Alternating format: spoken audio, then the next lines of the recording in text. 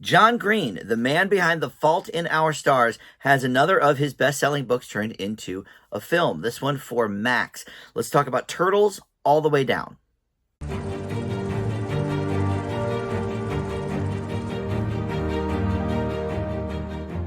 Hey guys, Dan here. This is Dan Reviews It. Welcome to my spoiler-free review for the new Max film Turtles All the Way Down. This is streaming right now, and it's another John Green adaptation. Of course, Fault in Our Stars, huge hit for him.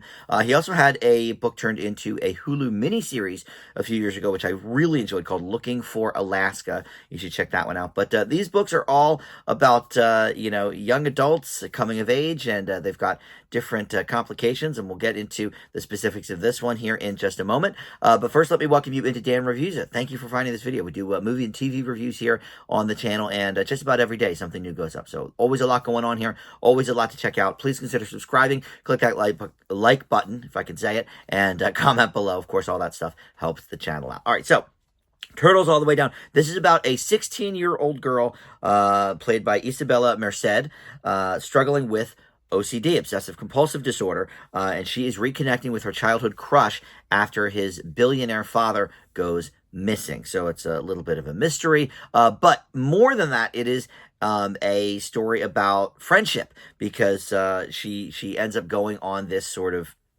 quest with her best friend Daisy, played by Cree, who is Cree Cicchino or something, but she just goes by the one moniker of Cree, and she is from the Nickelodeon show Game Shakers. And the star here, Isabella Merced, she is from another Nickelodeon show called 100 Things to Do Before High School. Not familiar with that one. I've heard of Game Shakers, but Isabella was very familiar to me in the face, and I was like, I know this gal, but I don't recognize the name.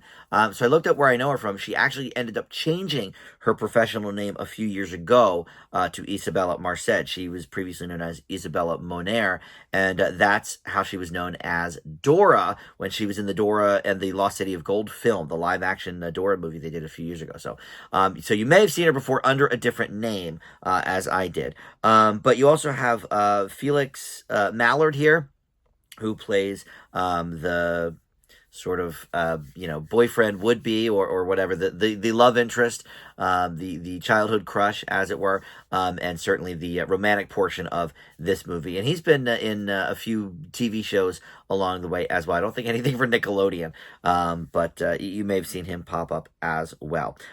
Really, not too many people super familiar to me in this. Judy Reyes plays her mother, Isabella's mother, and she was Carla on Scrubs, and she's been in a lot of things since then. But all right, so John Green, look, the guy knows how to write for young adults. He specifically girls. I mean, Looking for Alaska was probably a two-hander. The main character was, I guess, the boy, but the whole story revolved around this girl named Alaska, and so females is kind of, I think, John Green's sweet spot in terms of writing. And look, some guys can write very, very well these young women characters as they're coming of age, and John Green happens to be very adept at that. Now, I admit I haven't read any of his books, so this is all based on the film or TV versions of them.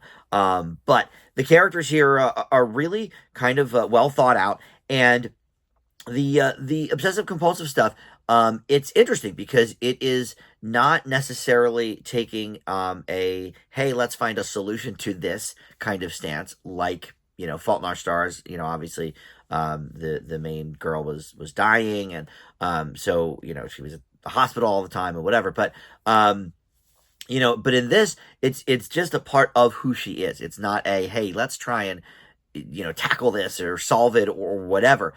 This is just a part of her being. And I thought that was a really interesting way to go about it. Now, the mystery component seems honestly a little bit shoehorned in.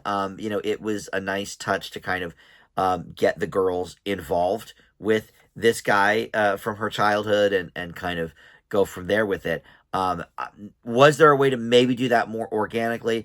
Yeah, perhaps, but it also may have been a little bit more routine. This at least kind of got them in the door. They ended up going down the creek or lake or whatever, and kind of going through the back end of his estate, in order to reconnect with him. Because I guess I think she didn't think he would remember her or whatever. But anyway, so the romance part is fine as well. But I really think the core of this film is that friendship between these two girls. I think that is what most people are going to enjoy the most about this movie. Look, we've seen a ton of YA movies where, well, I guess we've more YA movies about dystopian societies like Hunger Games and Maze Runner than anything else. But in terms of like just down to earth kind of grounded stuff, more of romance and okay, let's try and get this boy and how do we connect, and oh, he's gonna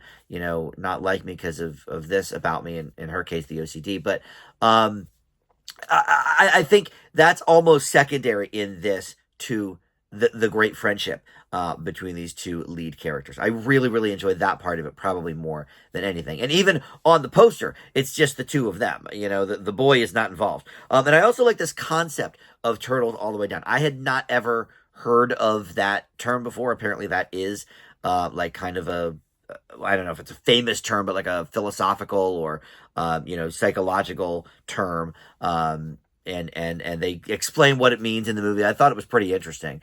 I'd never heard that before. But look, overall, I think this is a pretty solid movie that is elevated a bit by the performances. The two lead gals, specifically Isabella Marcet, are really, really good here. And I think bring the strength out of those characters. However, I think much like Fault in Our Stars, some of the themes here explored are maybe a little bit routine, but elevated perhaps by the performances. So I will leave Turtles all the way down with a B minus. Definitely, worth a watch if you're into these kind of YA, romance stories, or just kind of coming of age stuff. But check out Looking for Alaska too on Hulu. That is my favorite, like I said, of the John Green adaptations. All right, thank you for watching Dan Reviews It. I'll see you next time.